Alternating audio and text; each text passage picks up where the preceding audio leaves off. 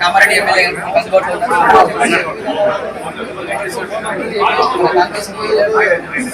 Congress party ప్రజల్లో ఈ 14 నెలల్లో ప్రభుత్వం చేసినటువంటి కొత్తగా మళ్ళీ చెప్పాల్సిన అవసరం లేదు. కాబట్టి ఎట్టి పరిస్థితుల్లో ఈసారి బీజేపీ ఎమ్మెల్సీ గతంలో కూడా బ్రహ్మరథమే పెట్టాలి.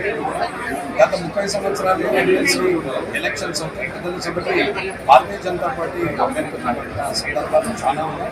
కాబట్టి ఈసారి ఎట్టి పరిస్థితుల్లో ఇక్కడ నేచర్ ఎమ్మెల్సీగా కొమరయ్య గారిని, అక్కడ నల్గొండ నేచర్ ఎమ్మెల్సీగా సనత్రావు గారిని, ఇక్కడ కొండపల్లి ఎమ్మెల్సీగా అంజరెడ్డి గారిని గెలిపిస్తారనే నమ్మకం చదువుకున్నటువంటి వ్యక్తులు ఉన్నత అభిప్రాయాన్ని భారతదేశ సమాజం పట్ల బాధ్యత ఉంటుంది.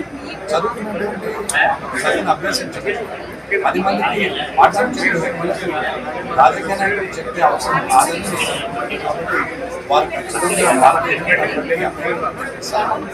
కాంగ్రెస్ కి ఎలాంటి యూనివర్సిటీలో నిధులు ఇవ్వక విద్యార్థులకు చాలా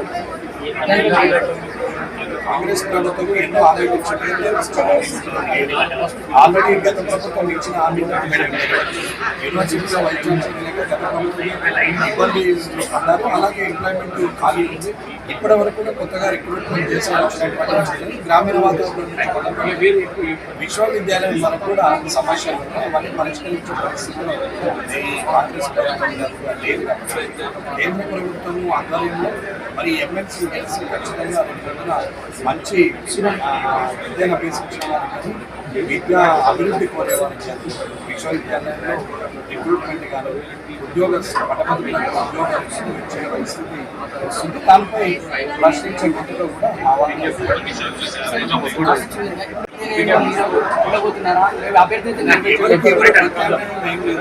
ఏది కూడా చావదు, ఏది కూడా పెరగదు.